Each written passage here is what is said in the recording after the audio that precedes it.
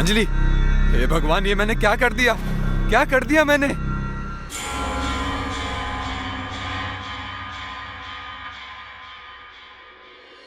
Sir, मैंने अपनी पत्नी अंजलि का खून कर दिया है। क्या?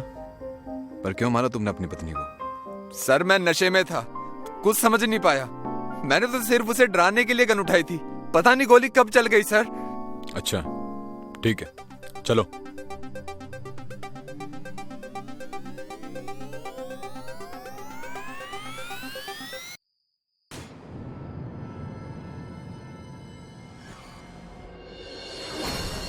सर, इसी रूम में मैंने अपनी पत्नी को गोली मारी थी। राजन जी, यहाँ पर तो कुछ भी नहीं है। बट सर, मैंने अंजलि को यहीं पर गोली मारी थी। राजन जी, ना तो यहाँ पर आपकी पत्नी की बॉडी है और ना ही फर्श पर खून।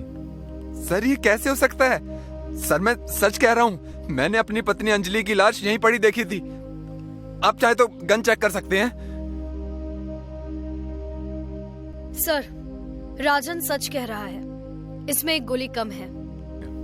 ठीक है, फोरेंसिक डिपार्टमेंट को बुलाओ।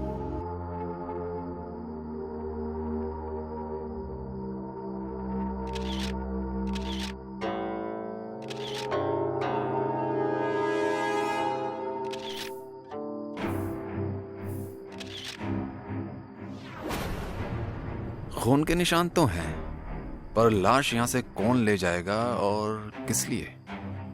हेलो, क्या? सर, वर्सोवा नदी के पास अभी एक औरत की लाश मिली है।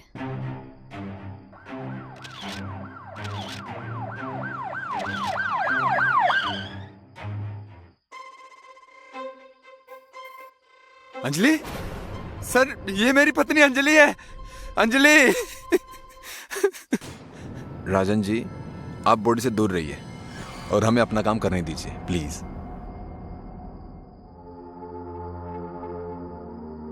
राजन जी, आपकी पत्नी की बॉडी में कहीं भी गोली लगने के निशान नहीं है।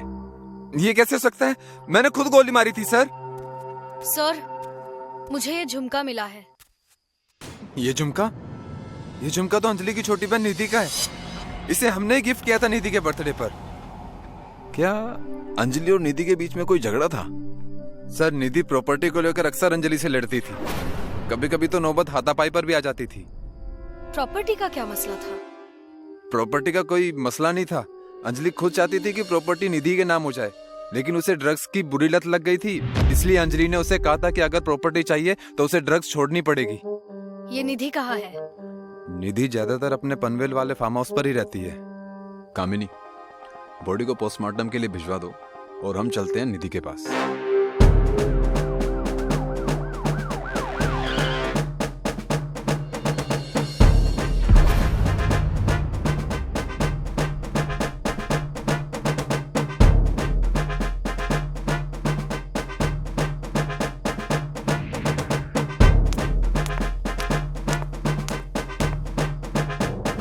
Sir, suicide note.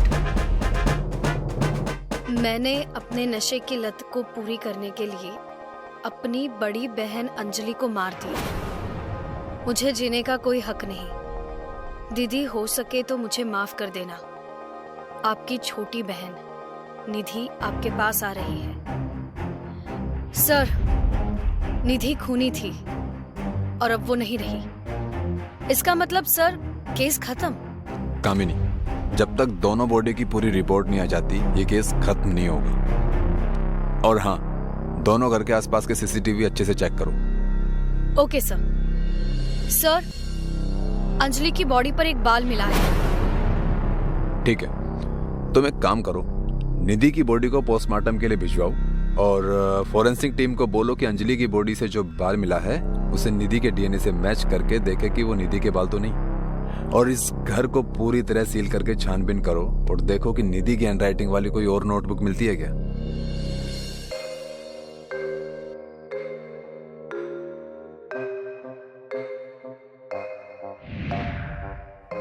सर, एक डायरी मिली है।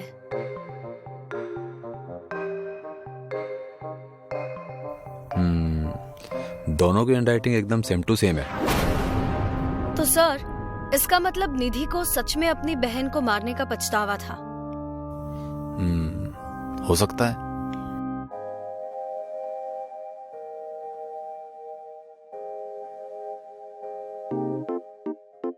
सर, अंजलि की पोस्टमार्टम रिपोर्ट से पता चला है कि उसकी मौत पानी में डूबने से हुई है, लेकिन उसके सर पर एक चोट का निशान भी नहीं है। उसे किसी भारी चीज से मारा गया था, लेकिन ऐसी कोई भी भारी चीज हमें अभी तक नहीं मिली है। कोई नहीं, खून का पता तो चल गया।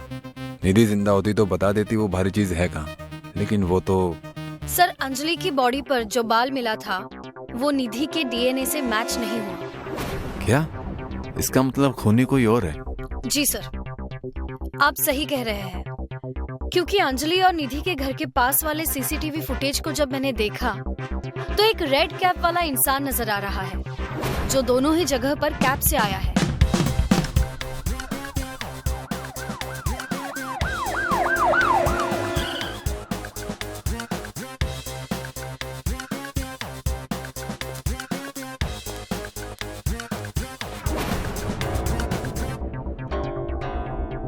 राजन जी, पूरी तरह छानबीन करने के बाद हमें यही पता चला कि निधि ने पहले अपनी बहन को मारकर बेहोश कर दिया, फिर उसे नदी में फेंक दिया, जिससे पानी में डूबने से अंजलि की मौत हो गई।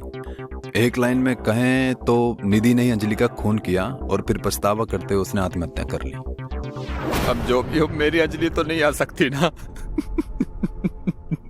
राजन जी, खुद को संभालिए। समझ नहीं आ रहा खुद को कैसे संभालूं। मुझे संभालने वाली तो अब रही नहीं।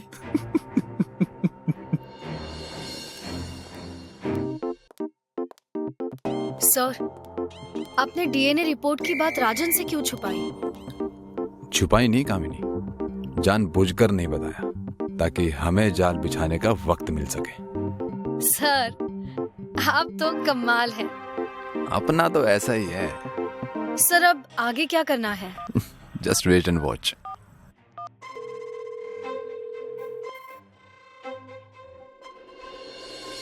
Hello, cab company? मैं इंस्पेक्टर राठौड़ बोल रहा हूँ। कोला कैब कंपनी को छोड़कर बाकी सभी कैब कंपनीज आज के लिए बंद कर दीजिए, और कमल रोड मैंगो विला के लिए जो भी कोला कैब जाए उसकी डिटेल मुझे तुरंत चाहिए।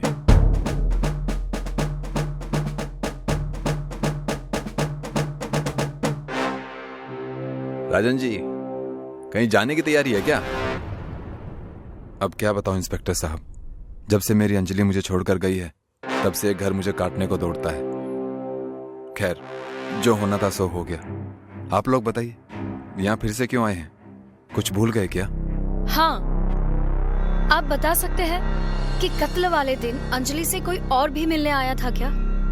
सर, अंजलि बहुत रिजर्व टाइप की थी, इसलिए घर पर उससे मिलने कभी कोई नहीं आता था। लेकिन आप लोग मुझसे ये सब क्यों पूछ रहे हैं? आप लोगों को तो पता चल गया था ना कि अंजलि को निधि ने ही मारा था।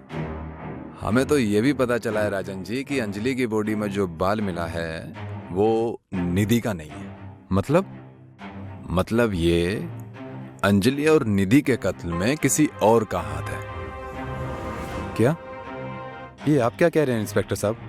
निधि ने खुद सुसाइड नोट में कबूल किया है कि उसी ने अंजलि को मारा है, तो फिर आप ये नई कहानी क्यों बना रहे हैं? कहानी है या हकीकत, वो तो हम आपको बाद में दिखाएंगे, लेकिन फिलहाल आप शहर छोड़कर कहीं नहीं जा सकते।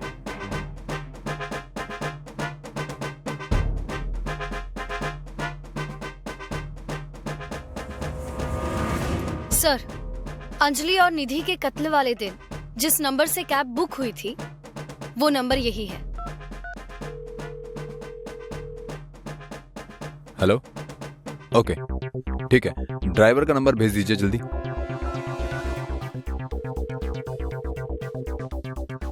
हेलो, मैं इंस्पेक्टर राठौड़ बोल रहा हूँ। मेरी बात ध्यान से सुनो। तुम जहां भी हो उसका लाइव लोकेशन भेजो जल्दी, और जो भी तुम्हारी कैब में बैठकर जाने वाला है उसे धीरे धीरे ले जाकर उसकी जगह पर छोड़ देना।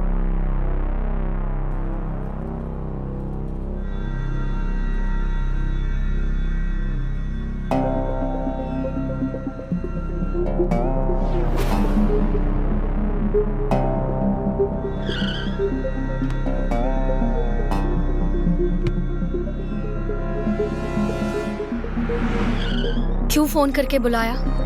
तुमसे एक काम ठीक से नहीं होता। तुम इतनी बड़ी गलती कैसे कर सकती हो? तुम्हें पता है अंजलि की बॉडी पर जो एक बाल मिला है वो निधि का नहीं तुम्हारा है। अब मुझे तुम्हें भी मारना पड़ेगा।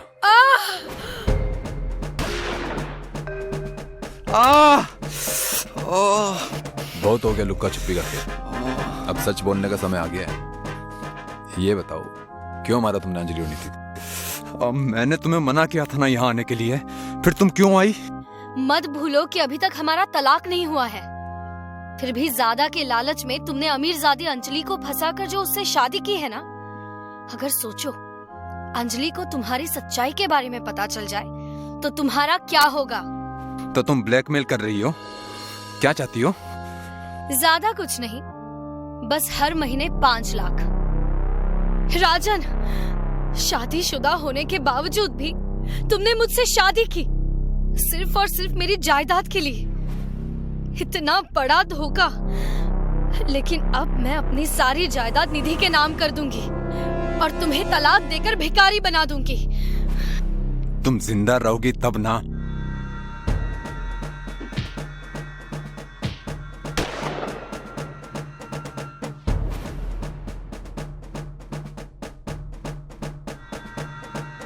फिर महिमा ने अंजलि को नदी में ले जाकर फेंक दिया।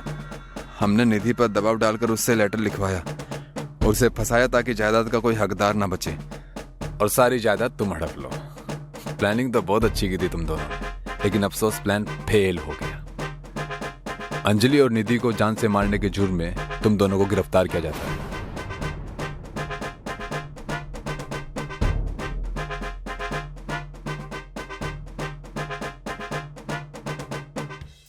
सर, एक बात मुझे समझ में नहीं आ रही कि महिमा तो किसी भी कैब से आ सकती थी, तो वो कोला कैब से क्यों आई? क्योंकि कोला कैब को छोड़कर मैंने सारी कंपनीज को बंद कर दिया था, तो ऑप्शन में सिर्फ कोला कैब ही बचा। समझी? सर, आप तो कमाल है। अपना तो ऐसा ही है।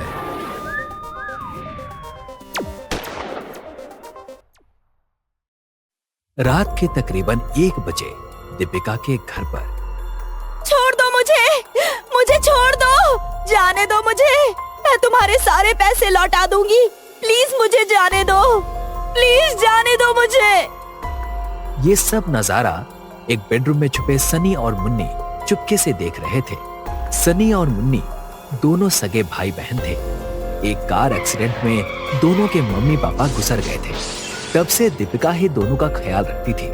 बेडरूम में छुपे सन्नी और मुन्नी छुपकर बाहर का नजारा देख रहे थे। दोनों ही बहुत डर गए थे। सनी ने दरवाजा बंद किया और मुन्नी के हाथ में एक टेडी बियर दिया और उसे पीछे के दरवाजे से बाहर जाने को कहा। मुन्नी, तुम यहाँ से बाहर जाओ और किसी को हमारी मदद के लिए बुलाओ। नहीं भैया, मैं आपके बगैर कहीं नहीं जाऊंगी, मुझे अकेले डर लगता है। देखो मुन्नी, तुम्हें बाहर जाना ही होगा, नहीं तो हम सब यहाँ फंस जाएंगे। हमें मासी की मदद करनी होगी और ये टेडी बियर अपने पास रखो, इसे किसी को देना मत। तभी बाहर से दरवाजा खटखटाने की आवाज आई। बाहर खड़े आदमी ने सन्नी और मुन्नी के कमरे का दरवाजा तोड़ दिया। सन्नी ने उस आदमी को रोक कर रखा। मुन्नी तब तक वहां से भाग गई। थोड़ी देर बाद घर से गोली चलने की आवाज आई। अगली सुबह एक औरत अपने घर से एक बैग लेकर अपनी गाड़ी की ओर जा रही थी। उसने अपनी गाड़ी की डिक्की खोली तो उसमें मुन्नी सो रही थी। औरत के डिक्की खोलने के बाद मुन्नी जागी और रोने लगी। सनी भैया, सनी भैया। बेटा, आप कौन हो और आपके माँ पापा कहाँ हैं? सनी भैया, सनी भैया। अच्छा, आपके सनी भैया कहाँ हैं? Hello, inspector Rathore. यस, बोलिए। सर, मैं कामिनी नगर से बात कर रही हूँ, वृंदावन नंबर 13। सर, यहाँ कुछ गड़बड़ है, आप प्लीज जल्दी से यहाँ पर आ जाइए। गड़बड़? कैसी गड़बड़? सर, मैं आपको फोन पर कुछ नहीं बता सकती, आप प्लीज यहाँ आ जाइए। ओके, आप वहीं पर रहिए, हम अभी आते हैं। इंस्पेक्टर राठौर, कामिनी और हवलदार लालू पटेल वहां गए। उस औरत ने सारी बात उनको बताई। इंस्पेक्टर राठौर और कामिनी ने पूरे घर की तलाशी ली, लेकिन उन्हें कोई सुराग नहीं मिला। लालू पटेल मुन्नी के साथ बात करने की कोशिश कर रहा था। देखो बेटा, अगर तुम हमें सारी बातें स्टेप बाय स्टेप बताओगी ना तो हम तुम्हें बड़ी वाली चॉकलेट देंगे। लेकिन मुन्नी कुछ नहीं बोली। राठौर को वहां एक डायरी मिली जिसमें एक एड्रेस लिखा था। ये किसका एड्रेस होगा सर? ये तो इस एड्रेस पर जाकर ही पता चलेगा। इंस्पेक्टर और कामिनी मुन्नी को लेकर उस एड्रेस पर पहुंचे। इंस्पेक्टर राठौर ने डोरबेल बजाई। दरवाजा खुला। मुन्नी ने जैसे ही उस आदमी को देखा, वो दौड़ती हुई उसके पास गई। Uncle, uncle, uncle. सब लोग अंदर गए। आप कौन हैं? और मुन्नी आपके पास कैसे? इसकी मासी कहाँ है? और सनी नहीं आया क्या मुन्नी के साथ? आपको सब पता चल जाएगा, लेकिन पहले ये बताइए कि आप कौन हैं और मुन्नी को कैसे जानते हैं? मेरा नाम रंजन है। मुन्नी की मासी और मैं फैमिली फ्रेंड हैं। मुन्नी और सनी के माता पिता की मौत के बाद इनकी मासी के साथ साथ हम भी इनका ख्याल रखते हैं। इंस्पेक्टर राठौर ने सारी बात रंजन को बताई। ये सब सुनकर रंजन चौंक गया और जल्द से जल्द दीपिका और सनी को ढूंढने की रिक्वेस्ट करने लगा। मुन्नी के हाथ में टेडी बियर देख रंजन ने उसे लेना चाहा, लेकिन मुन्नी ने मना कर दिया। ये सारी बातें इंस्पेक्टर राठौर को अजीब लगी। दूसरी ओर दीपिका और सनी एक अंधेरे कमरे में बंद थे। उनके हाथ पैर बांध कर रखे गए थे। आई एम सॉरी सनी बेटा, ये सब मेरी वजह से हुआ है। अब तो पुलिस हमारे घर भी पहुंच गई होगी और उन्हें वो पैकेट भी मिल गया होगा। अब पुलिस मुझे नहीं छोड़ेगी। मासी, आप टेंशन मत लीजिए। मैंने वो पैकेट वहां से हटा दिया था। पुलिस को घर में कुछ नहीं मिलेगा। सनी ने बताया कि उसने दीपिका को वो पैकेट घर पर छुपाते देखा था।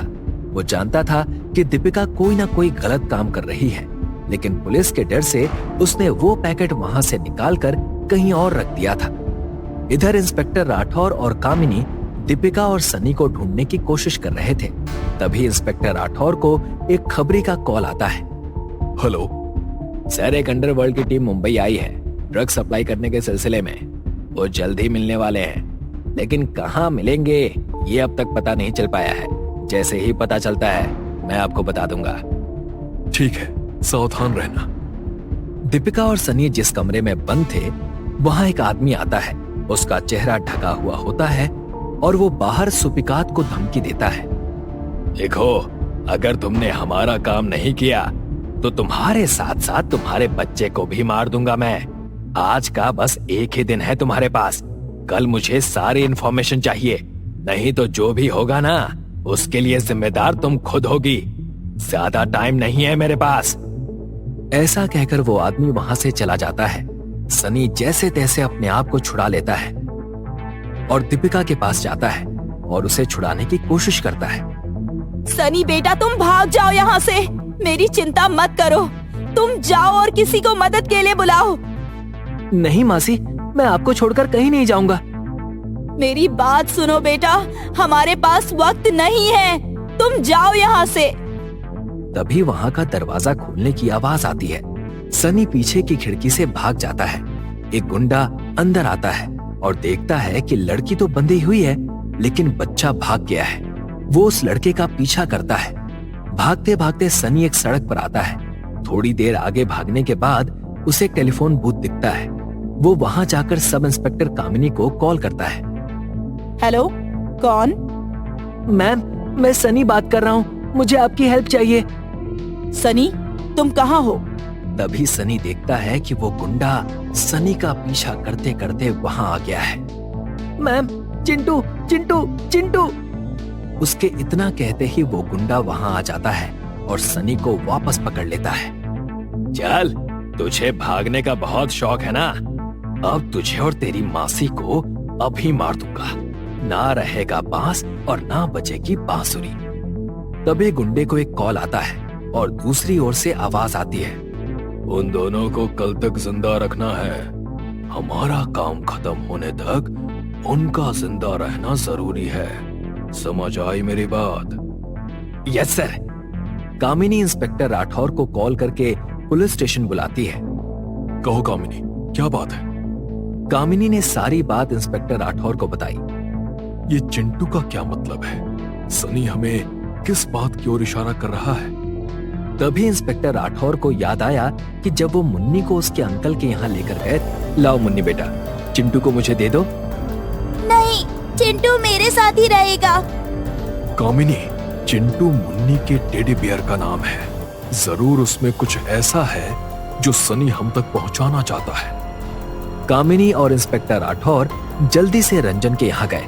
वहां जाकर देखा तो रंजन घर पर नहीं था और मुन्नी के पास एक मेड थी जो मुन्नी का ख्याल रखती थी। तुम्हारे साहब रंजन कहाँ हैं? वो तो अपने काम पर गए हैं। मुझे कहा था कि आने में देर हो जाएगी, मुन्नी का ख्याल रखना। तभी अपने कमरे से मुन्नी बाहर आई। उसके हाथ में टेडी बियर भी था। कामिनी ने प्यार से बात करके मुन्नी के हाथ से टेडी बियर लिया और उसे देखने लगी। उसके आगे जो पैकेट था उसमें एक चिट्ठी थी। कामिनी ने उसे खोलकर देखा तो उसमें एक नक्शा बना हुआ था। एक तालाब के पास पत्थरों का ढेर था जिसमें एक पैकेट था। सर, ये देखिए, इसमें एक तालाब का नक्शा है। इसका क्या मतलब है? ये तो सनी के घर के पीछे जो तालाब है उसका नक्शा है। तो क्या सनी हमें वहाँ जाने के लिए इशारा कर रहा है? लेकिन क्यों? ये तो वहीं जाकर पता चलेगा। अगले दिन वो गुंडा आदमी दीपिका और सन्नी को जबरदस्ती उस तालाब के पास लाया और सनी से उस पैकेट के बारे में पूछने लगा। बोल, पैकेट कहाँ है? नहीं तो तेरी मासी को यहीं मार दूंगा। सनी घबराते हुए पत्थरों के ढेर के पास गया और ड्रग्स का पैकेट बाहर निकाल कर लाया। सनी ने जैसे ही वो पैकेट उस गुंडे के हाथ में दिया, वहां एक गाड़ी आई और उसमें से रंजन बाहर निकला। ड्रग्स का पैकेट मिला? हाँ सर, ये रहा। ये सब तुम क्या कह रहे हो रंजन? मुझे तो विश्वास ही नहीं हो रहा है। रंजन ने पैकेट को लिया और दीपिका और सनी को मारने का ऑर्डर दिया। तभी वहां इंस्पेक्टर राठौर, कामिनी और लालू पटेल आ गए। कामिनी ने गुंडे आदमी को पकड़ा और उसे पकड़कर जमीन पर गिरा दिया। इंस्पेक्टर राठौर ने रंजन को पैकेट के साथ रंगे हाथों पकड़ा। दीपिका ने बताया कि उसे पैसों की जरूरत थी, इसीलिए वो ये काम करने को तैयार हो गई थी और इसी बात का फायदा रंजन ने उठाया। सर, आपने ये केस सॉल्व भी कर लिया। आपका तो जवाब नहीं सर। अपना तो ऐसा ही है कामिनी।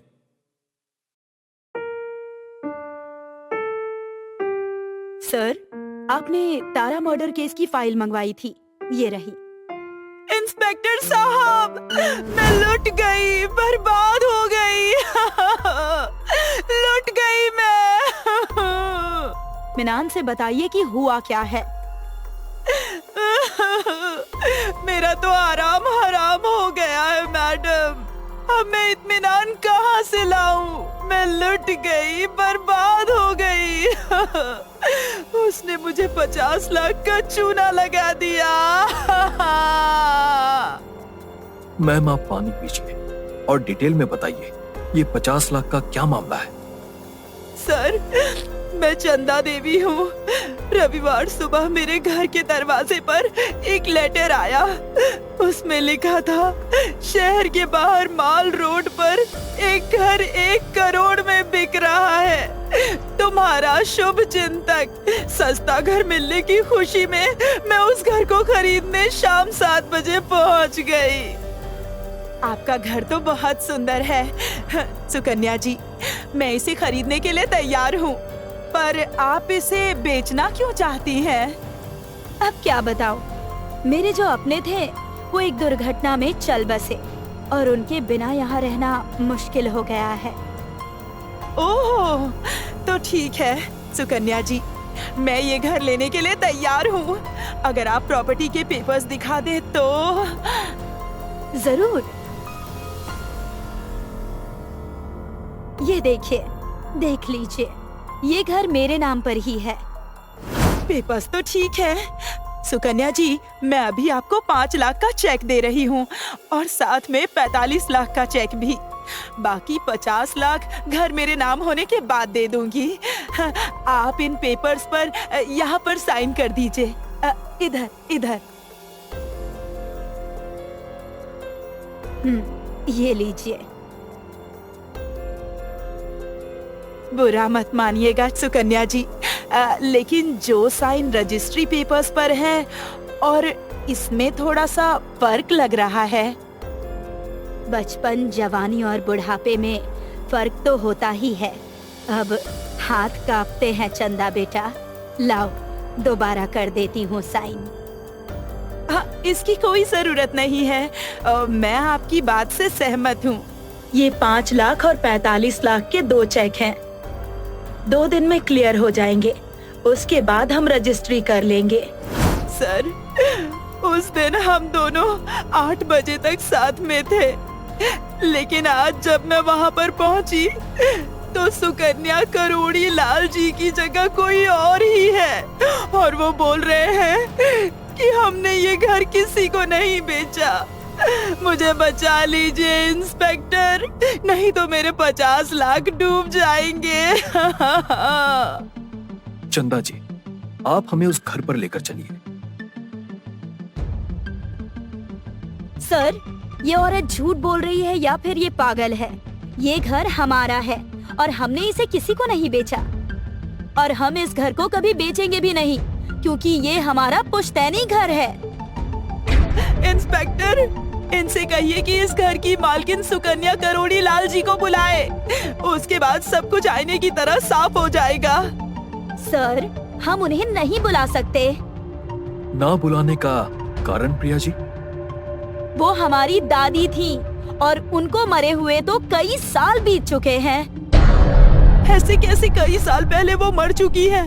अरे 2 दिन पहले ही तो मैं उनसे मिली थी, और वो भी इसी घर में। क्या बकवास कर रही हैं ये? मरे हुए आदमी से कोई नहीं मिल सकता। मेरे पास वो पेपर्स हैं जिन पर उन्होंने साइन किए थे। ये देखिए सर। चंदा जी, इस पर तो कोई साइन नहीं है। क्या? ये कैसे हो सकता है? उन्होंने तो यहीं पर साइन किए थे। देख लिया सर आपने? अब तो आपको यकीन हो गया है ना कि ये औरत झूठ बोल रही है। नैना जी, क्या आप लोग हमें सुकन्या जी की फोटो दिखा सकती हैं? माफ कीजिएगा सर, हमारे दादा दादी जी की कुछ फोटोज जिस कमरे में थी, उनमें कुछ साल पहले ही आग लग गई थी, और जिसमें सभी फोटोग्राफ्स जल गए। ओके, और रविवार को आप दोनों कहाँ थी? सर, हम दोनों शनिवार को रामगढ़ गांव में अपनी एक सहेली के यहाँ पार्टी में गए थे, और आज सुबह ही लौटे हैं। कामिनी जी, पता कीजिए, प्रिया और नैना रामगढ़ में थी या कहीं और? रविवार को तुम कहाँ थे? सर, रविवार को मेरी छुट्टी रहती है, तो मैं अपने घर पर ही था। सर, प्रिया और नैना दोनों सच बोल रही हैं। वो शनिवार को रामगढ़ गांव में अपनी दोस्त के पार्टी में ही थी, और आज सुबह ही लौटी हैं। लेकिन सर, दोनों बहनें रविवार शाम करीब 5 बजे कहीं चली गई थी, और फिर रात 9 बजे वापस अपनी दोस्त के घर पर आ गईं। कामिनी जी, इस शहर से रामगढ़ की दूरी करीब 1.5 घंटे की है, तो हो सकता है कि प्रिया और नैना यहाँ आई हो और अपना काम करके चली गई हो। मुझे भी शुरुआत में यही लगा था सर, पर बाद में पता किया तो पता चला कि ये दोनों अपने एक रिश्तेदार के घर गई थी।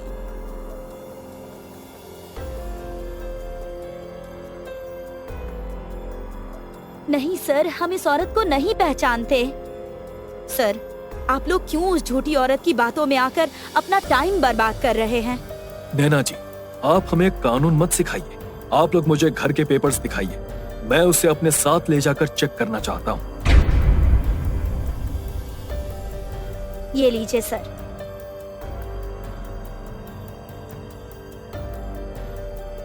कामिनी जी, इन पेपर्स को और जो चंदा जी के पेपर्स हैं, उनको जांच के लिए लैब भेजिए। Yes sir.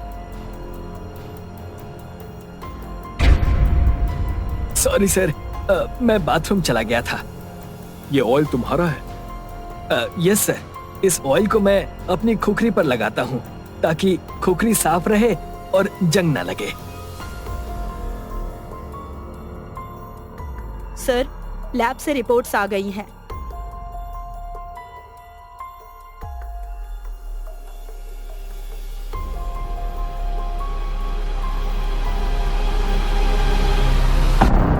कामिनी जी, देखा आपने चमत्कारी पेन का कमाल? सर ये तो सचमुच चमत्कार हो गया। आपने जो भी लिखा सब गायब हो गया। इसका मतलब सर चंदा जी को इसी तरह से ठगा गया है। हाँ कामिनी जी, मुझे पता चल गया है कि वो ठग जादूगर कौन है। हमें तो पता चल चुका है कि चंदा जी को तूने ही ठगा है। अब ये सच तू भी अपने मुंह से स्वीकार कर ले तो अच्छा होगा। वैसे इस धोखाधड़ी में अकेला तो होगा नहीं, क्योंकि तू इतना अक्लमंद तो है नहीं। और इससे पहले कि मेरा डंडा बोल पड़े, अपने साथियों का नाम भी पक दे। बोल, कौन कौन शामिल है इस ठगी के खेल में? बोल। सर वो मैं और वो मेरी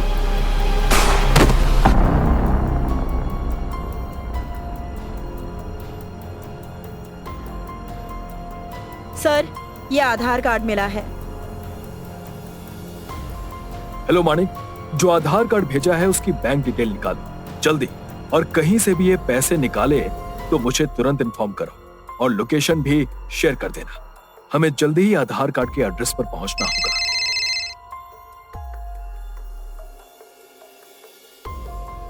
मुजरिम अभी अभी गोली रोड के बीना बैंक एटीएम से पैसे निकालने की कोशिश कर रहा है। वो भागे उससे पहले ही हमें उसे पकड़ना होगा।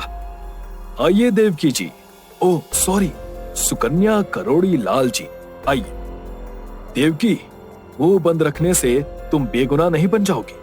तुमने अपने ही पति का खून किया है और तुम्हें सच्चाई बतानी पड़ेगी। बोलो, खून क्यों किया तुमने? बोलो।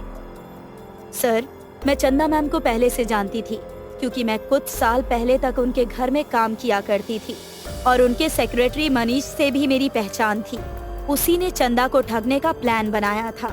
इस काम में मेरा पति बहादुर भी शामिल था, लेकिन 1 करोड़ सुनकर मेरे मन में लालच आ गया और मैंने सबको ठगने की प्लानिंग कर ली।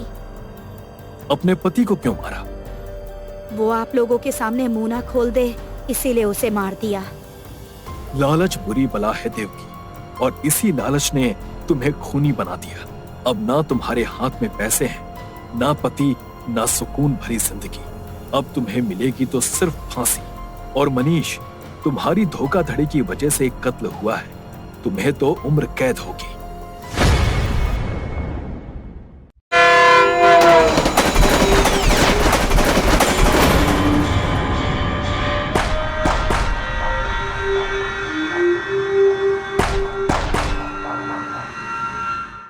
सर बहुत दिन हो गए, कोई केस नहीं आया। मतलब छोटे मोटे केस तो आते ही थे, मतलब ऐसा बड़ा कोई केस नहीं आया।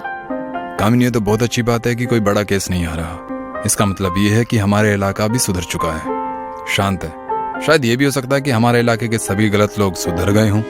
ये इंस्पेक्टर राठौर का इलाका है सर, ज्यादा देर शांत नहीं रह सकता।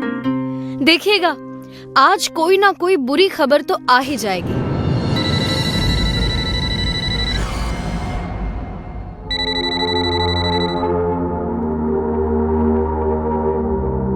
मैंने कहा था ना सर, हमारा इलाका शांत नहीं रह सकता। देखिए, केस आ ही गया। मतलब कोई केस है या नहीं, ये उधर जाकर ही पता चलेगा। पर हमारे इलाके के पास जो रेलवे ट्रैक है, वहाँ पर एक आदमी की लाश मिली है। तो चलो आज की ड्यूटी शुरू करते हैं।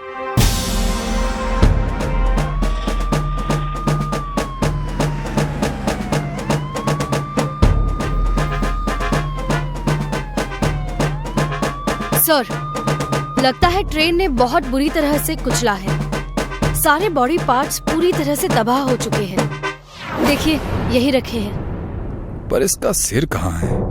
सर, लगता है ट्रेन के टकराव के कारण कहीं दूर जाकर गिरा होगा। मैंने टीम को बोल दिया है कि आसपास के इलाके में ढूंढने की कोशिश करें। ठीक है, बाकी बचे बॉडी पार्ट्स को पोस्टमार्टम के लिए भेज दो। पता नहीं कैसे ट्रेन के नीचे आ गया होगा ये। मुझे तो एक्सीडेंट का केस लग रहा है सर। शराब पीकर आया होगा और नशा चढ़ने के कारण ट्रेन का पता नहीं चला होगा, इसलिए मर गया बेचारा। देखो ना, दिन की शुरुआत ही खून से हो गई, आगे पता नहीं क्या क्या होगा। अच्छा ही होगा, आप चिंता मत कीजिए।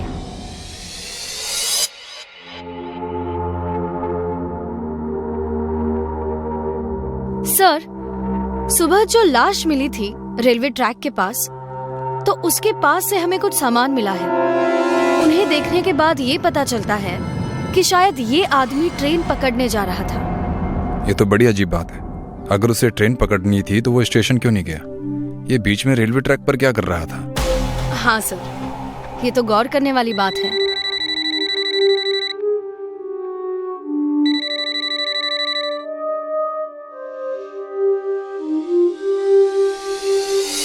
सर, और 2 लाशें मिली उसी जगह पर, उसी हालात में।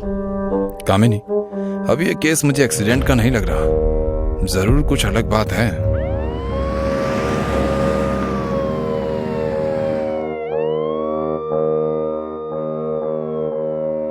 सर, ये 2 लाशों के बॉडी पार्ट्स पहले बॉडी की तरह सभी बॉडी पार्ट्स बुरी तरह से कुचल गए हैं। और सर, इनमें अलग बात ये सामने आई है कि लगता है इन दोनों को ट्रैक से बांध कर रखा था। दोनों के हाथ पैरों पर बांधने के निशान हैं। मतलब ये कि एक्सीडेंट नहीं, मर्डर है। कोई इन लोगों को जानबूझकर यहाँ बांधकर मरने के लिए छोड़ रहा है। कामिनी, पहले जो हमें बॉडी मिली थी उसके भी हाथ और पैरों पर बांधने के निशान थे या नहीं, अच्छी तरह से चेक करो। जी सर, मैं देखकर आपको बताती हूँ। और सर, और एक बात थी जो आपको बतानी थी। पहले बॉडी की तरह इन दोनों के सिर भी गायब है। हमारी टीम ने पहले बॉडी का सिर ढूंढने की बहुत कोशिश की, पर कहीं नहीं मिला। और इन दोनों के सिर भी कहीं नहीं मिले सर। सिर कैसे गायब हो सकते हैं? मुझे लगता है कोई इन्हें ले जा रहा है। सर, एक बात और है, इन दोनों के पास भी सामान था। मतलब ये 2 लोग भी ट्रेन पकड़ने जा रहे थे। कामिनी, अब इस केस को एक मर्डर के एंगल से देखना पड़ेगा।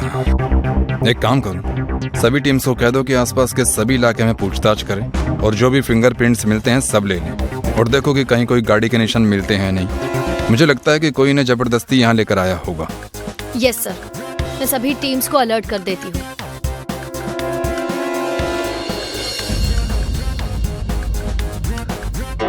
सर, आप क्या सोच रहे हैं? उन 3 लाशों के सिर का क्या हुआ? कोई उनसे क्या करेगा, यही सोच रहा था। सर, हम जरूर पता लगा लेंगे। टीम को रेलवे ट्रैक के पास कुछ टायर के निशान मिले हैं। रिपोर्ट आते ही पता चल जाएगा कि वो किस गाड़ी के थे। बहुत अच्छे, गुड वर्क कामिनी। सर, शायद रिपोर्ट आ गई है। सर, ये तो किसी 3 पहिए की गाड़ी के निशान लगते हैं। मेरे ख्याल से किसी रिक्शा के हैं। हाँ, ये बात पहले दिमाग में क्यों नहीं आई? ये लोग स्टेशन जाने के लिए रिक्शा से गए होंगे। कामिनी, रिक्शा स्टैंड पर जाओ और देखो कहीं पर सीसीटीवी लगा है या नहीं। अगर लगा है तो पिछले 2 दिन की फुटेज निकाल कर लाओ। उसे देखकर हमें पता चलेगा कि ये लोग किस रिक्शा में बैठे थे।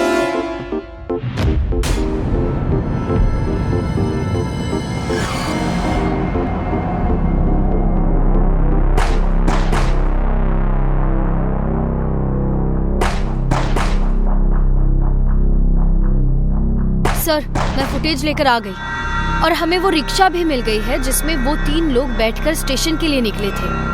ये रहा रिक्शा का नंबर। चलो इस रिक्शा वाले से मुलाकात करते हैं। जरा हम भी तो जाने कि इसे 3 लोगों को मारने की क्या जरूरत पड़ गई। सर, आपको आने की जरूरत नहीं है। मैं और 2 हवलदार जाकर लेकर आते हैं। ठीक है, ध्यान से जाना। इसके पास हथियार भी हो सकते हैं।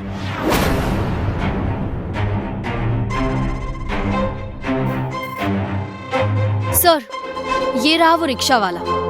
सुधीर नाम है इसका। मैंने कुछ नहीं किया साहब। ये मैडम मुझे क्यों पकड़ के ले आई हैं? मैं तुम्हें अभी बताता हूँ कि यहाँ तुम्हें क्यों लाया गया है। अब तुम्हें कुछ याद आया या मैं और मदद करूँ? सर, मारिए मत साहब। मैं आपको सब सच बताता हूँ। मैंने किसी के कहने पर किया था। मुझसे कहा गया था कि लोगों को लाकर रेलवे ट्रैक पर बांध दो। हर आदमी के पीछे मुझे 10,000 दिए गए थे साहब। किसने कहा था तुम्हें ये सब करने के लिए? प्रोफेसर लीना ने साहब। कामिनी, जल्द से जल्द इस प्रोफेसर लीना का पता लगाओ।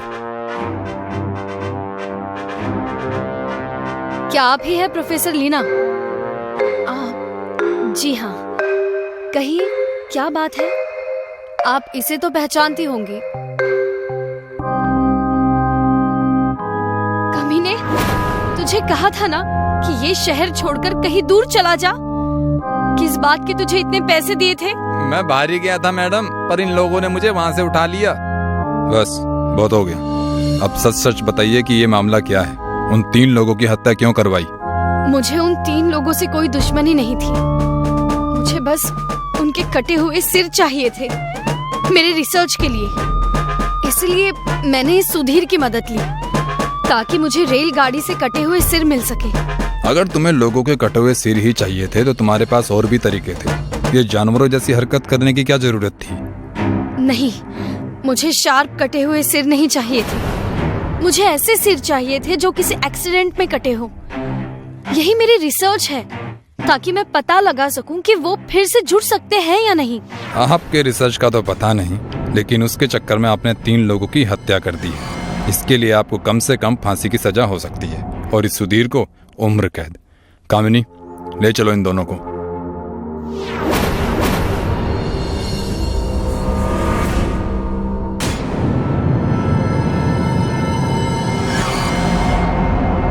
सर, आपने एकदम करेक्ट अंदाजा लगाया था कि इनके सर कोई और ले जा रहा है। आपका भी जवाब नहीं सर। बस अपना तो ऐसा ही है।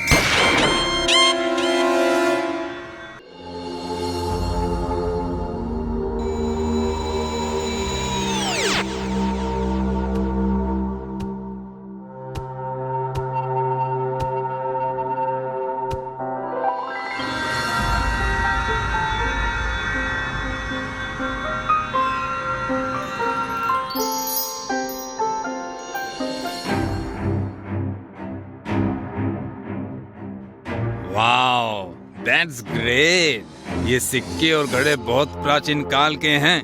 तुम नहीं जानते दिनेश कि हमने कितनी बड़ी खोज की है। इन सिक्कों की कीमत आज की तारीख में अरबों में होगी, अरबों में। अच्छा सुनो, तुम गाड़ी मंगाओ और खजाने को सुरक्षित हिंदुस्तान म्यूजियम ले चलो। Okay sir.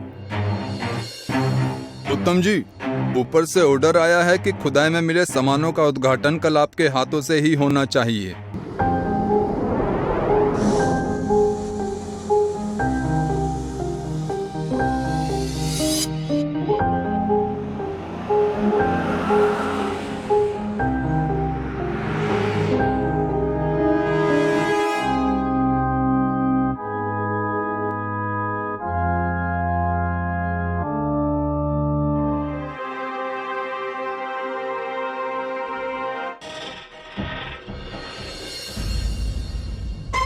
सब खाली है?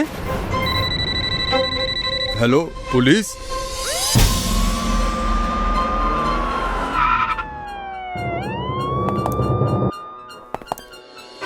ना ही ताला तोड़ा गया है और ना ही ताले से कोई छेड़खानी की गई है। इसका मतलब ये है कि ये कारनामा म्यूजियम के स्टाफ में से ही किसी ने किया है। आप यहाँ क्या करते हैं? सर, मैं यहाँ का इंचार्ज हूँ, सतीश सिंह। तो सतीश जी, आप बता सकते हैं कि ये कैसे हो गया? आप तो इंचार्ज हैं, मतलब कैसी सिक्योरिटी है? कहीं इन सब के पीछे आपका हाथ तो नहीं? सर, कैसी बात कर रहे हैं? मैं 25 साल से पूरी ईमानदारी के साथ काम कर रहा हूँ। मैं खुद हैरान हूँ ये कैसे हो गया। तुम बताओ, खुदाई से मिला सामान अंदर रखने के बाद कोई अंदर आया था या कोई बाहर गया हो? जी सर, खुदाई में मिला सामान कल 5 बजे लाया गया था। फिर 6 बजे म्यूजियम बंद हो गया था। सब लोग चले गए थे, लेकिन 7 बजे सतीश जी और उत्तम जी दोबारा अंदर गए थे। सर, इनके आने तक सीसीटीवी भी ठीक था, लेकिन जाने के बाद सब खराब हो गया था। कामिनी जी, आप चेक करके आइए। Yes sir.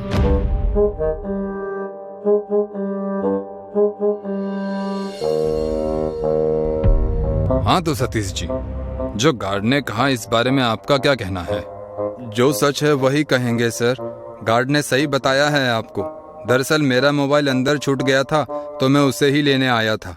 मोबाइल आपका छूटा है तो उत्तम जी क्यों आए थे आपके साथ? क्योंकि इस म्यूजियम की एक चाबी मेरे पास और दूसरी चाबी इनके पास रहती है, इसलिए जब तक दोनों चाबी लगाई नहीं जाती म्यूजियम का दरवाजा नहीं खुलता इंस्पेक्टर। इसलिए मुझे भी आना पड़ा। सर, सीसीटीवी फुटेज में सतीश जी और उत्तम जी के सिवाय दोबारा कोई ना तो आया ना तो गया, लेकिन इनके जाने के बाद की फुटेज नहीं है। आई थिंक सीसीटीवी खराब हो गया था, जैसे कि गार्ड ने बताया। देखिए उत्तम जी और सतीश जी, परिस्थिति के हिसाब से मेरा शक अभी तक केवल आप दोनों पर ही है। सच स्वीकार कर लेंगे तो कम से कम सजा होगी, वरना। ये आप कैसी बात कर रहे हैं इंस्पेक्टर? अगर उस बहुमूल्य धरोहर को मुझे ही चुराना होता तो मैं खुदाई के बाद उन सिक्कों को यहाँ क्यों लेकर आता? और सर, मैंने पहले ही कहा था आपसे कि मैं 25 साल से पूरी ईमानदारी के साथ यहाँ काम कर रहा हूँ। आज तक मेरी ईमानदारी पर एक भी दाग नहीं लगा है, और आप बिना किसी सबूत के मुझ पर ही इल्जाम लगा रहे हैं। उत्तम जी, ये सारा सामान आपकी निगरानी में यहाँ आया था? जी नहीं, मेरे असिस्टेंट दिनेश की निगरानी में आया था। दिनेश आप है ना? जी। तो शुरू हो जाइए, जो भी आपको पता है। सर, मेरी निगरानी में सामान आया जरूर था, लेकिन मुझे कोई आइडिया नहीं कि सिक्के कैसे और कहाँ गायब हुए हैं। उत्तम जी, खुदाई में सिक्कों के अलावा और क्या क्या मिला था? सर, इन घड़ों के अलावा खुदाई में एक और बड़ा घड़ा मिला था। ये बेशक खाली था, लेकिन प्राचीन होने की वजह से इसकी खोज भी एक उपलब्धि है हमारे लिए।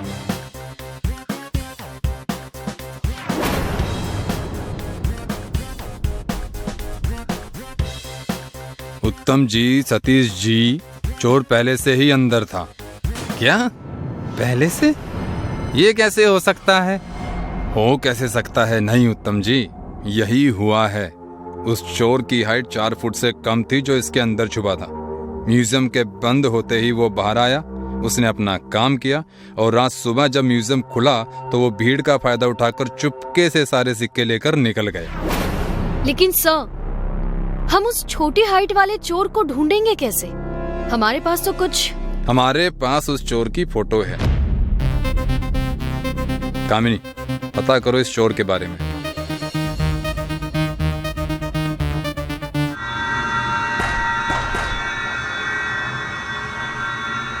सर, छोटी हाइट वाले चोर का पता चल गया।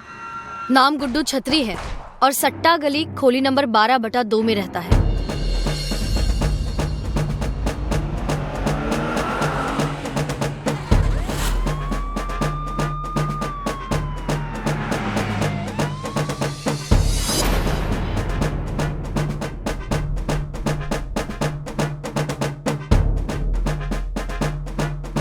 ये तो वही ऑयल है ना जो उस दिन म्यूजियम में उत्तम जी लगा रहे थे।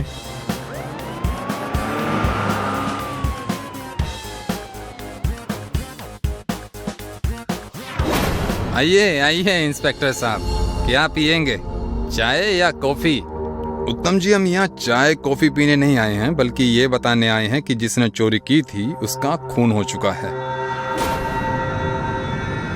और जिससे चोरी करवाई है उसने गुड्डू को इसलिए मारा है ताकि हम उस तक ना पहुंच पाए। वैसे आप ये ऑयल कब से लगा रहे हैं सर? बहुत साल हो गए।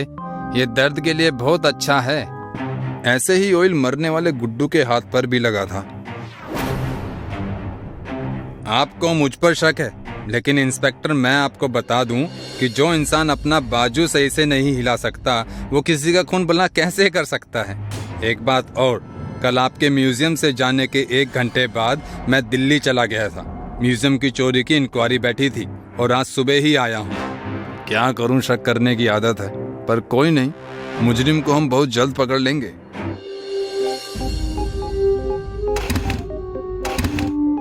दिनेश, मैं स्टार्ट करने में मदद करूं? दिनेश, तुम्हें कहीं चोट लगी है क्या? नहीं सर। क्यों? फिर तुम्हारी बाइक के हैंडल पर यह दर्द वाली ऑयल कैसे लगी? वो उत्तम सर के मालिश की थी तो हाथ धोना भूल गया था। मैं हाथ धोकर आता हूँ। हाथ बाद में धोना, पहले मैं जो पूछूंगा उसका जवाब दो, नहीं तो मैं तुम्हें पूरा धो डालूंगा, वो भी बिना साबुन के। गुड्डू को क्यों मारा? क्यों मारा? बोल। सर, मारी मत सर, मारी मत। मैं बताता हूँ सर, मुझे जैसे ही पता चला कि सिक्कों की कीमत अरबों में है तो मुझे लालच आ गया और मैंने ये सब प्लान कर लिया। और मैं गुड्डू को पहले से ही जानता था, तो मैंने ही उससे सिक्के चुराने के लिए कहा था और 5 लाख में डील डन कर दी थी। लेकिन बदकिस्मती से उसे उन सिक्कों की कीमत का पता चल गया और वो आधे पैसे मांगने लगा। मैंने उसकी बात नहीं मानी तो उसने सिक्कों को देने से मना कर दिया और फिर मुझे मजबूरी में उसे मारना पड़ा सर। लालच इंसान को अंधा ही नहीं खूनी भी बना देता है। अब जिंदगी भर सड़ना तुम जेल में, लगाते रहना मत तेल। आधी रात को तकरीबन 2 बजे शीशा समर के साथ गाड़ी में दिल्ली से मुंबई अपने ससुराल जा रही थी। शादी के बाद पहली बार वो ससुराल जा रही थी। शीशा और समर एक दूसरे से बहुत प्यार करते थे। गाड़ी में बैठे वो अपनी आगे के फ्यूचर के बारे में डिस्कस कर रहे थे। समर, आज मैं बहुत खुश हूँ। फाइनली तुम्हारे घर वालों ने हमारी शादी को एक्सेप्ट कर ही लिया। हाँ, इस बात से तो मुझे भी बहुत खुशी हो रही है। मुझे तो यकीन ही नहीं हो रहा है कि पापा ने तुम्हें अपनी बहू के रूप में एक्सेप्ट कर लिया। नहीं तो तुम जानती ही हो कि जब हमने शादी की थी तब मेरे सारे घर वाले तुमसे कितना नाराज थे। मुझे ऐसा लग रहा है कि अब सब कुछ ठीक हो जाएगा। ऐसे ही प्यार भरी बातें करते करते वो घर जा रहे थे। तभी अचानक कुछ गुंडे उनकी गाड़ी के सामने आ गए। उन सब ने एक काले कपड़े से अपने मुंह को ढक रखा था। समर ने जोर से ब्रेक लगाई। सारे गुंडों ने उनकी गाड़ी को चारों ओर से घेर लिया और गाड़ी के दरवाजे का लॉक तोड़ दिया और जबरदस्ती गाड़ी में बैठ गए। उन्होंने समर और शीशा के सारे गहने छीन लिए और उनमें से एक आदमी ने गाड़ी चलाना शुरू किया। शीशा और समर बहुत डर गए थे। वो उनसे अपनी जिंदगी की भीख मांगने लगे। प्लीज हमें छोड़ दीजिए। आपको गहने, पैसे, जो कुछ भी चाहिए सब कुछ ले लीजिए, लेकिन प्लीज हमें छोड़ दीजिए। हम पुलिस या किसी और को कुछ नहीं बताएंगे। प्लीज हमें जाने दीजिए। उन लोगों के बहुत गिड़गिड़ाने के बाद गुंडों ने समर को गाड़ी से बाहर निकाला, लेकिन वो शीशा को अपने साथ लेकर गए। समर ने गाड़ी के पीछे दौड़ लगाई, लेकिन वो गाड़ी दूर जंगल में ले गए थे। समर को कुछ समझ नहीं आ रहा था। समर ने अपने मोबाइल में नजदीकी पुलिस स्टेशन सर्च किया और सीधे पुलिस स्टेशन पहुंच गया। मैम, प्लीज मेरी मदद कीजिए। मेरी वाइफ को बचा लीजिए मैम, प्लीज। पहले शांत हो जाओ और बताओ कि हुआ क्या तुम्हारी वाइफ को। समर ने सारी बात कामिनी को बताई। कामिनी ने फौरन इंस्पेक्टर राठौर को कॉल किया और सारी बात बताई। ओके कामिनी, एक काम करो, समर की एफआईआर लिख लो और शहर के सारे पुलिस स्टेशन में शीशा की तस्वीर भिजवा दो। मैं बस पुलिस स्टेशन पहुंच ही रहा हूँ। Okay sir. कामिनी ने समर की एफआईआर लिखी। कुछ ही देर में इंस्पेक्टर राठौड़ पुलिस स्टेशन पहुंचे। सारी बात जानने के बाद इंस्पेक्टर राठौर ने समर से उसकी गाड़ी की तस्वीर ली और शहर के सारे चेक पोस्ट पर पुलिस को इन्फॉर्म कर दिया। चेक पोस्ट पर समर की गाड़ी की तलाश शुरू कर दी गई। कामिनी, इंस्पेक्टर राठौड़ और समर इंसिडेंट प्लेस पर पहुंचे। तभी समर के मोबाइल पर उसके घर वालों का कॉल आ गया। बेटा, कहाँ हो तुम सब लोग? हम कब से तुम्हारी राह देख रहे हैं। इतनी देर क्यों लग रही है तुम्हें?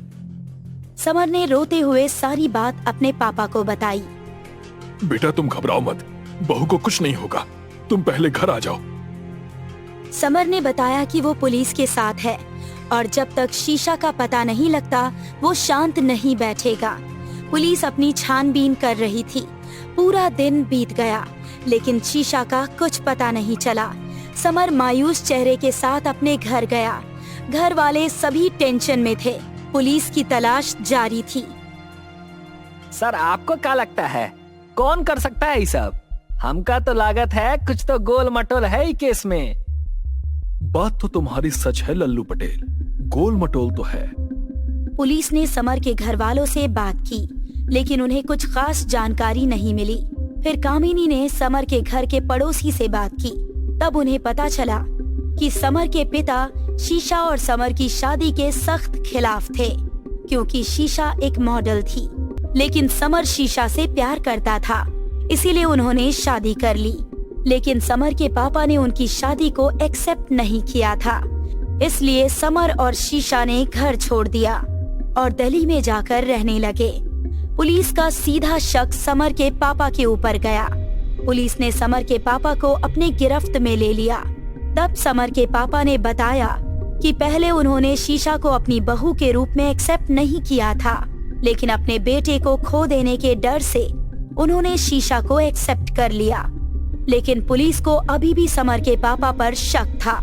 एक दिन समर जब पुलिस स्टेशन जा रहा था तब उसे शीशा का मेकअप आर्टिस्ट दिखाई दिया, जो दिल्ली में शीशा का शूट से पहले मेकअप किया करता था। समर को याद आया कि जब भी वो शीशा से मिलने उसके स्टूडियो जाया करता था तब वो मेकअप आर्टिस्ट उसे घूरता रहता था और शीशा को भी अजीब तरह से देखता था। उसका अचानक मुंबई में आना समर को कुछ अजीब लगा। वो उससे बात करना चाहता था, लेकिन तब तक वो लड़का वहाँ से निकल गया था। समर ने जल्दी से पुलिस स्टेशन जाकर पुलिस को इन्फॉर्म किया। कुछ घंटे बाद पुलिस ने उस लड़के को गिरफ्तार कर लिया था। उस लड़के ने बताया कि उसका नाम सलीम है। सर, मैं तो शीशा मैम का सिर्फ मेकअप आर्टिस्ट हूँ। हाँ, वो दिखने में बहुत खूबसूरत थी, इतनी खूबसूरत थी कि उनके चेहरे से नजर नहीं हटती थी। लेकिन सर, कुछ भी हो जाए, हम अपनी औकात तो नहीं भूल सकते ना। शीशा मैम एक फेमस मॉडल थी और मैं एक मेकअप आर्टिस्ट, मेरी उनसे क्या बराबरी सर। ओके, तुम जा सकते हो। Thank you sir. सलीम के जाने के बाद सर, आपने उसे ऐसे ही क्यों छोड़ दिया? मुझे तो वो बेगुनाह नहीं लगता। जरूर वो इस किडनैपिंग में शामिल है। हाँ सर, हमको भी यही लागत है। ये मेकअप मैन मेकअप के साथ साथ कहानी भी बहुत ही अच्छी बनावट है। जो दिखाया जाता है जरूरी नहीं कि हमेशा वैसा ही हो। कभी कभी कुछ धागों को जानबूझकर जोड़ा जाता है ताकि हम गुमराह हो जाएं। अगले दिन पुलिस स्टेशन में लालू हवलदार एक सीसीटीवी फुटेज लेकर आया, जिसमें समर की कार के जंगल की तरफ जाने का वीडियो था। जंगल जाने के लिए बीच में एक हाईवे आता है। उस वीडियो में एक आदमी ने चेक पॉइंट पर अपना हाथ बाहर निकाला था, जिस पर एक टैटू बना हुआ था। पुलिस ने उस टैटू के बारे में जानकारी निकाली। उस शॉप के सीसीटीवी फुटेज में उसका चेहरा साफ दिखाई दे रहा था। शॉप के ओनर ने बताया कि उसका नाम रंगा है और उसने 1 महीने पहले ही वो टैटू बनवाया था। सभी वापस पुलिस स्टेशन आ गए। तभी पुलिस के पास समर और उसके पापा की कॉल हिस्ट्री के रिकॉर्ड्स की रिपोर्ट आ जाती है, जिसमें वो लोग नोटिस करते हैं कि एक कॉल बार बार समर को आ रहा था। कामिनी ने जब वो नंबर ट्रैक किया तो पता चला कि वो तो फॉरेस्ट एरिया से आ रहा है। कामिनी, इंस्पेक्टर राठौड़ और लालू हवलदार फॉरेस्ट एरिया की तरफ गए।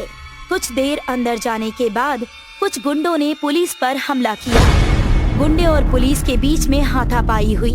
हाथापाई में इंस्पेक्टर राठौड़ और कामिनी ने गुंडों को पकड़ लिया। हाथापाई के बीच इंस्पेक्टर राठौड़ ने देखा कि ये वही गुंडा है जिसने हाथ पर टैटू बनवाया है। इंस्पेक्टर राठौड़ समझ गए कि उसी रात समर की कार भी किसी ने चुराई थी।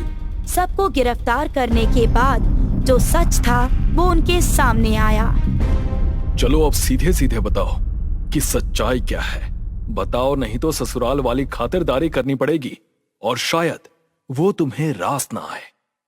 सर, मेरा नाम रंगा है।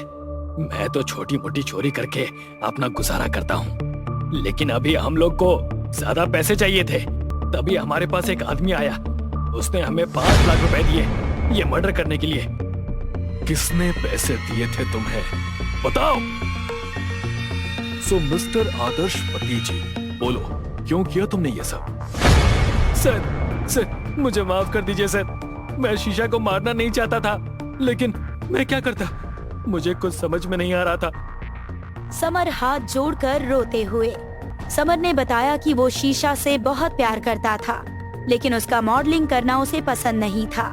उसने शीशा को समझाने की बहुत कोशिश की, मगर शीशा अपना काम छोड़ने के लिए तैयार नहीं थी। उस बात से उन दोनों के बीच में बार बार झगड़ा होने लगा। समर को कुछ समझ नहीं आ रहा था कि वो शीशा का साथ दे या फिर अपने परिवार वालों के पास वापस लौट जाए। वो शीशा को किसी और का भी होते हुए नहीं देख सकता था। एक दिन गुस्से में आकर उसने शीशा को मारने का प्लान बनाया और उसने ही रंगा को कांटेक्ट किया था और शीशा को किडनैप करवाने का प्लान बनाया और उसे मरवा दिया। समर ने अपना गुनाह मान लिया। समर ने जैसे ही अपना गुनाह मान लिया, उसकी आंखें फटी की फटी रह गई, क्योंकि सामने शीशा खड़ी थी, वो भी जिंदा। तुमने ये सब किया समर? मैंने तुम पर विश्वास किया, इतना प्यार किया, और तुमने मुझे ही मारना चाहा। ये तो मेरी किस्मत अच्छी थी कि जिन गुंडों को तुमने मुझे मारने के लिए कहा था, उन्होंने ज्यादा पैसों की लालच में मुझे नहीं मारा, और तुम्हारा असली चेहरा मेरे सामने आ गया। अपने गुनाह को प्यार का नाम मत दो। अगर तुम सच में शीशा से प्यार करते तो उसके काम की भी रेस्पेक्ट करते। तुम्हें एक खूबसूरत बीवी चाहिए थी बस। अब जेल में बैठकर आराम से अपने प्रमोशन के ऐड बनाना। प्यार का ऐसा भी एक चेहरा होता है, ये आज देख लिया। लेकिन सर, आप कभी किसी गुनहगार को नहीं छोड़ेंगे, ये बात आज कंफर्म हो गई। आपका जवाब नहीं सर। हाँ सर, आप तो बहुत बढ़िया हो। अपना तो ऐसा ही है कमिंग।